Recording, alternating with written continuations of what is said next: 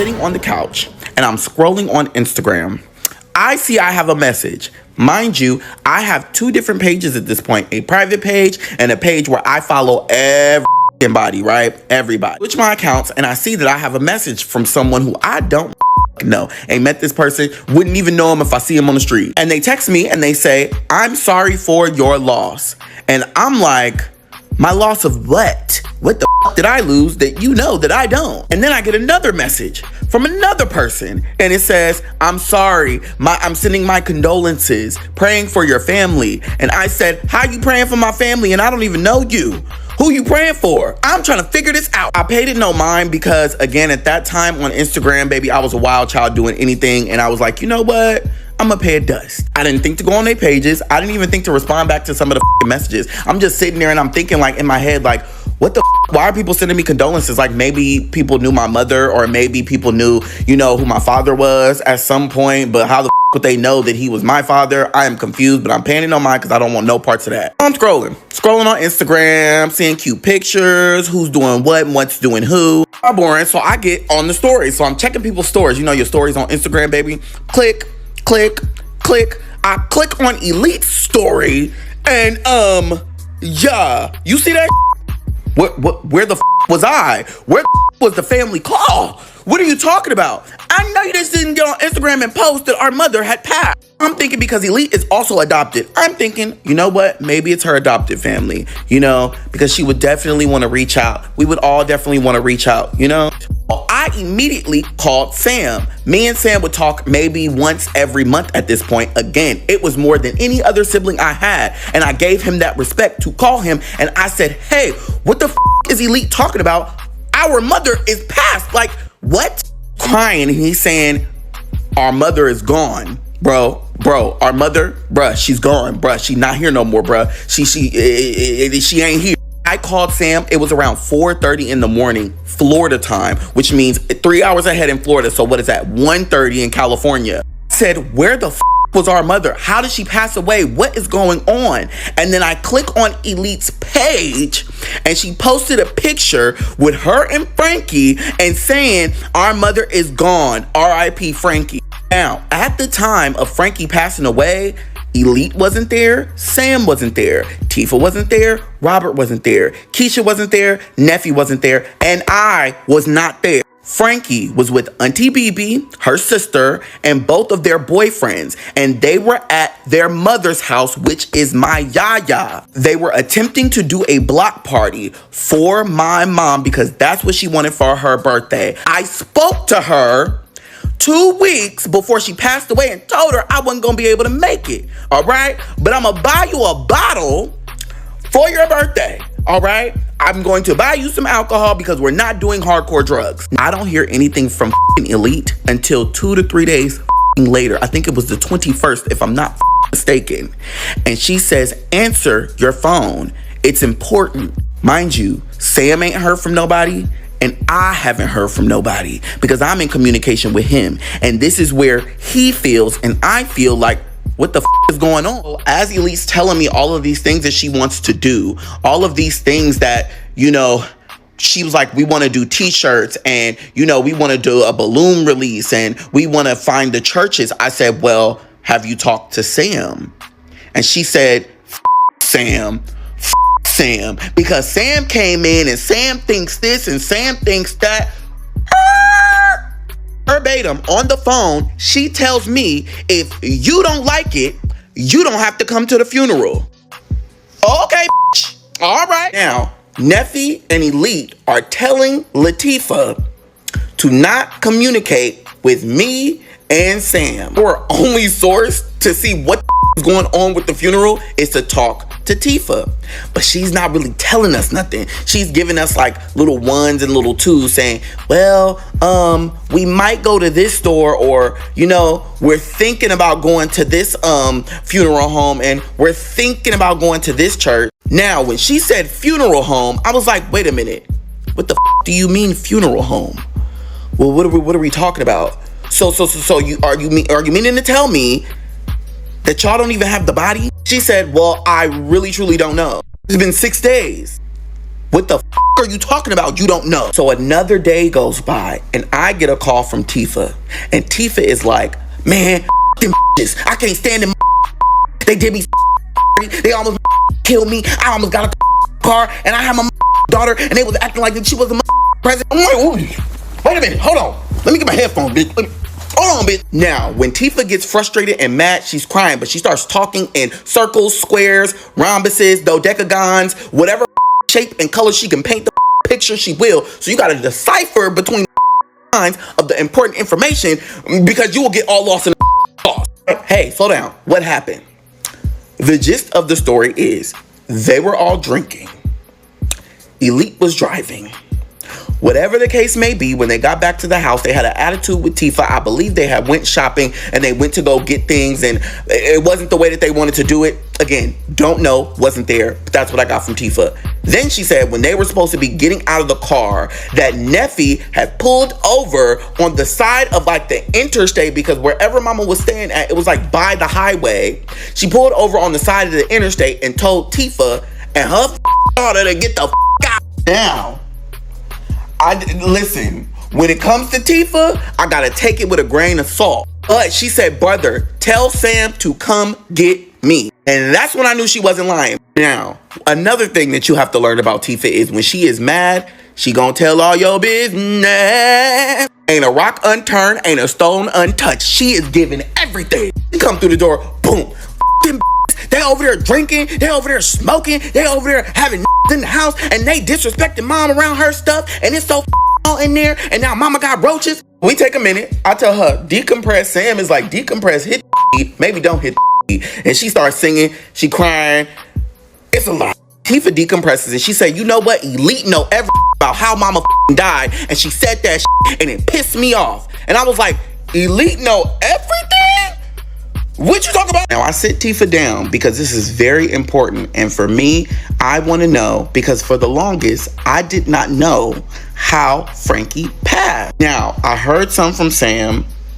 I heard a little bit from Elite, like a little small morsel of something from Elite when we were on the phone. But for the fullest and for the most part, or for someone to be so vocal about our mother, Frankie, passing away on social media, yet there's no details. Where's the body? How did she pass? Do we know anything? Tifa begins to tell us, number one, we already knew there was going to be a block party for her birthday.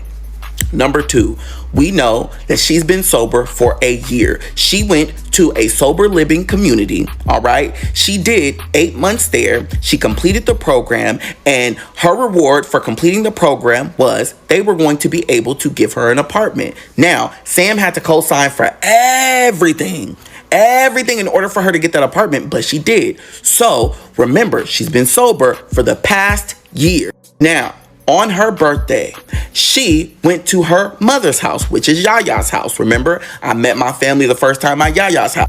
Now, at this point, which I did not know yet because I had not spoken to Auntie BB slipped back into doing drugs. So at this point, again, I'm telling this from the perspective of the time period that I'm in. Auntie BB has slipped back into drugs. I have not spoken to her at this point, so I did not know this. She had lost her house and her husband had died. Ended up back in Oakland, California. She was living with my Yaya and she slipped back into doing drugs. No longer a pastor, no longer running her homes. Now she's pretty much on the streets, running the streets with Frankie. Hard for me to tell this story, so please bear with me. Now, there was a trailer that was put in my Yaya's front yard. Now, this is not no deluxe Grand Supreme ass trailer. This is a trailer like a regular, just normal trailer that you would have seen on one of them hillbilly ass movies that you would attach to the back of the truck and they would pull that cross country. Ain't no power, ain't no water, ain't no electricity, baby. You get a window and a door with a screen. My Auntie BB was living in that trailer in my Yaya's front yard. And I want you to really try to conceptualize someone who's lost everything in their life. Now they're homeless. Now they're on drugs. And now they're back with their mother at the right, I'm talking about 60. It's hard. Now, while they're trying to set up and do these things for this block party that's supposed to be happening, Frankie decides it's her birthday. So she wants to indulge in doing. Now, allegedly, from what Tifa said, Elite comes over there and she sees my auntie BB with her boyfriend, and she sees Frankie with her boyfriend. Frankie saying, hey, it's my birthday, hey, it's my birthday. You know, she's having fun and things like that. And allegedly, Elite checked in, and then she said, I'm gonna come back later, and we're gonna have this block party for you. Now, this was before 9 o'clock, allegedly. Now, the man that my mother was dating was a dealer, some random dealer off the street. I'm not gonna lie to you. That was her man. She was gonna stick beside him. He was told to not give her anything for her birthday besides maybe some alcohol, because again, I was gonna send Sam some money so he can give her a bottle and boot, you know, put the two and two together. But it would be controlled. You ain't getting the bottle and you ain't giving the bottle. Apparently, Frankie begged her man. She said, I just need a hit. I need a hit. I just need a hit. It's my birthday. I could control it. I just need a hit. And Auntie BB was like, you know what, let's just do it because it's your birthday, sister. We gonna do it together. Come on. You my sister, I love you. We gonna do it together. He said, you know what? I ain't supposed to do this. I'm gonna give it to you. Now, they decide to roll around in the devil's sand, okay? It's a choice, a bad choice, the worst possible decision that they could have made that night. Hours later, they're passed out in the trailer. Now, if you know anything about people that do, especially people that hit hard, there's been several times where Frankie has been on the street passed out from doing, but that does not mean that there's something wrong. It's something wrong, but that they're not dead. Used to it at this point. They're used to seeing both of them passed out and knocked out for hours because again, when someone does drugs, that is what happened. Now, Auntie BB's boyfriend at the time comes into the trailer and allegedly he sees Frankie and he sees BB and he's like, BB, wake up. BB, wake up. BB don't wake up. So he's like, I'm finna get my woman in an ambulance because something ain't right. Calls an ambulance for Auntie BB. He comes, he picks her up out the trailer and he puts her in Yaya's house in the bed. He leaves Frankie, allegedly. They come, the ambulance comes, and they come and get Auntie BB and they take Auntie BB to the hospital. He rides with Auntie BB. Frankie is still in the trailer. I don't know the time period between Frankie being left in that trailer until they found her, but when Frankie's boyfriend finds her in the trailer, he says she was cold and blue, allegedly. This is all something that Tifa just now told us. And I was wondering, well, where did she get this information? Well, if you remember, Elite and Neffie are in Oakland at Frankie's apartment, her studio apartment. That man was also in that studio apartment with them prior to him telling this story. When he told this story, all broke loose. I don't know what day he told this story, and I don't know how long they have been in communication with this man because, again, he was with my mom, so that was her man. I asked Tifa, why are you telling me this now? Why are you telling Sam this now? Why is this information being brought up right now for me when you know that we're all siblings? Why wouldn't that would be a moment that we need to come together and be like, you know what? Some is not right. All I could do was cry. Because what do you mean you know this? What do you mean you heard this? And this is something that was said to you and you haven't even told nothing. I know nothing. Sam knows. Why aren't you telling us? Even more, did you tell the police? Is there a police report? Do you give a about her like she's your mother? Because you're on Instagram posting you're sad, you don't know what to do. Oh my God, you missed your mother. Is it for Instagram or is it really because you love your mother? I'm confused. Neffie, I go to check Neffie's Instagram. She's promoting hair care products and wigs. What the are we doing? You lost your mother. I just found out this horrific information and you're posting beanies and bonnets? I want to remind you, I'm pissed at this point because, again, it's not the withholding of the information. It's the information that I'm receiving and the fact that that's our mother and no one seemed to do anything or give a about the situation at all to say, speak, or tell anybody. Like, what the are you keeping it inside for? So she proceeds to tell me that allegedly Frankie's boyfriend at the time moved her body from the trailer to her apartment. Now, again, you have to remember, Frankie has and had these symptoms and done these things multiple times. Her passing out and blacking out in the field or blacking out in the back of a car or a trailer or at somebody's house, they're used to it. Now, they get back to the apartment. They lay her in the bed. This is where Tifa tells me he calls Elite and says, "Yo, mama is passed out. You need to come over." So allegedly, Elite goes over to the house and she's shaking Frankie. So allegedly she's shaking Frankie, and Frankie is cold and she's blue. Now this is, I guess, when reality sets in. Allegedly, they call the police, the ambulance, they pronounce her dead. Now I really want you to understand who Tifa is, because at the end of the day, she tells the truth no matter what. That little I love her to death. When she is angry and when she is mad, that's when all of the truth comes out. It's almost like a wave, and you just gotta take it for what it is, because I was not prepared to get hit by this tsunami. I need to collect the information the way I can. So that's why I 100% believe exactly what she told me, because she came angry and then she told me the angry truth. There was no way that I was going to be able to communicate this to Elite or Neffie, but unfortunately Sam did. And once that got thrown in the air, once he started telling them what he knew, they knew Tifa was with us, because she was the only one around them that knew this information. How would we know? Then it became a situation of Tifa. I don't give a about Tifa. Elite didn't want to hear from Tifa. She's a traitor bitch, and she don't want to speak to her. Elite goes on Instagram, and now she's pissed again. Like I said, she goes on a rant on her story. Baby, she's telling it like no other. Them hoes, them niggas. I'm all types of gay. Oh my God, like homophobic girl. Don't you lick coochie? I'm sitting in a Greyhound station because my Greyhound comes at 8:30. I think 8:30 or 8:35. And I'm getting a call from a random number. And I'm like, okay, normally I ignore the calls. I don't give a call if it's not a number that I have saved. I will never answer a call if it's not saved in my phone. But then I got another call and I'm like, I think there's somebody trying to contact me, but then if they want me, they'll send a text message or leave a message or something like that. If you really want to get in contact with me, you're going to let me know. Then I get a text message that says, call me back, period. At this point, I'm thinking it's Elite playing on my phone. But then again, it could be somebody that's important. But then again, do I want to deal with this right now? I really don't have time. I just lost my mom. I'm still trying to process that. I'm still trying to process the fact that this was getting gangbanged in my apartment.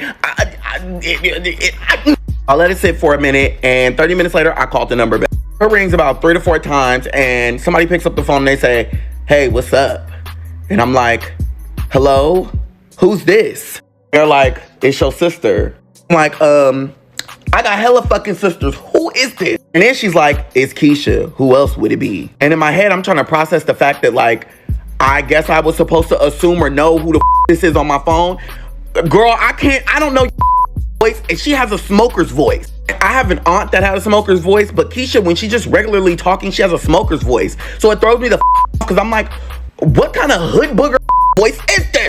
I'm like, "Oh, what's up? What you want?" I'm just checking on you. I'm making sure like you're okay, because I see they dogpiled on you, and you know that's not right. I'm like, they dogpiled on me? What are you talking about? She was like, "Oh, well, in the group chat, I seen that you was getting dogpiled on, and you know, I didn't really know the information of what was going on, and you know, I was just kind of confused because like we don't talk." I'm like, you weren't in the group chat. You and Neffie were not in the group chat. I'm confused how you know anything when you weren't in the group chat. She was like, "I was in the group chat. I don't know what you're talking about." Oh, it didn't click to me in that moment that there was another group chat, but there was another group chat that my not in. I told her, I was like, "Oh, it's okay. Like, you know what? I'm not worried about it. It's words.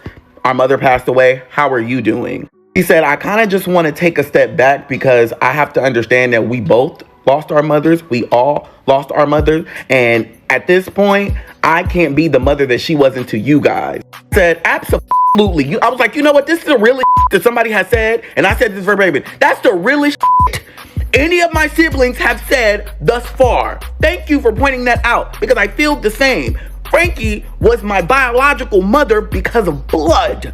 But my mother, the lady that raised me, she's not her. Keyshia laughing at this point because she's just like, you know what? You just remind me of mom so much. It's like, you know what, Keyshia? What I want you to do is call Sam, because this is where everything started. I would like you to call Sam. And honestly, I would like you to sit back and do nothing. After you call Sam, sit back and do nothing. Because again, we are not doing this for Keyshia Cole. Our mother passed away. Period. We need to get it together for us so that we can throw a funeral for our mother, and that be that. She said, you know what? I can't take a step back because, again, this is my mother, but I was just really trying to check up on you because I didn't like what was said, and I kind of just want to stay neutral to it all. And I was like, you know what? Absolutely. I 100% understand you. And like I said, whatever position or direction you take, that's your own direction. That's how you choose to deal with the situations. And how I choose to deal with it, we don't have to be the same. And that's okay. We just continue to talk for a little bit. We were on the phone for like maybe 30 minutes. And then she decides to say, like, you know, I can't really step in with the situation of Sam and them not getting along because Sam and Neffie have a situation, and that's what is kind of messing up everything. And I didn't really understand it at the time because, again, I don't know shit. Nobody tells me shit because we all don't talk. So I don't know. I'm new to all of the beef, the drama, all of it. So you know I like to get my lick back. So before we got off this phone, she did ask me, she said, hey, did you ever continue school? I said, absolutely. I graduated college already. She was like, really? Oh my God, that's so good. I said, yeah, I would have invited you, but the last time I invited you anywhere, you told me that I had to come to your graduation. So, yeah, I see you didn't invite me to that college graduation of yours. And she busts out laughing. He said, get off my phone, Frankie Jr., and hung up on me. Which, well, granted, you know what? Absolutely. Hey, that's up, because college, yeah, yeah, let's talk about my ass on this Greyhound. I call Sam and I tell him, hey, you know, I spoke to Keyshia. I told her I would like her to talk to you, and I would like her to take a little bit of a step back. And she also mentioned that you and Neffie got an issue. I don't know what the hell. Can you inform me what the going on?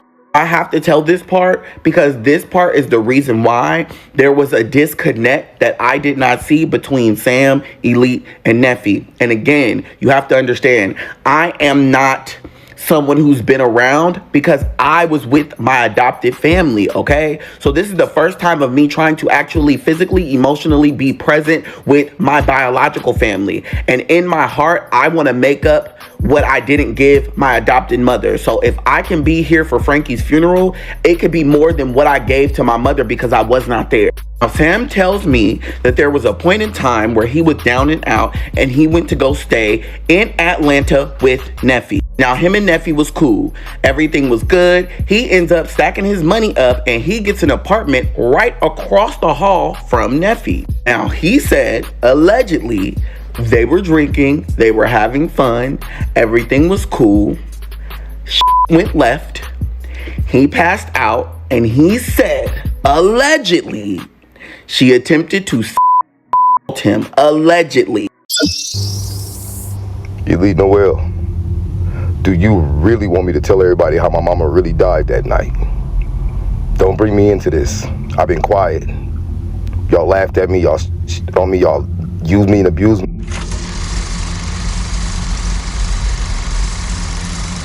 Tough News TV, we out.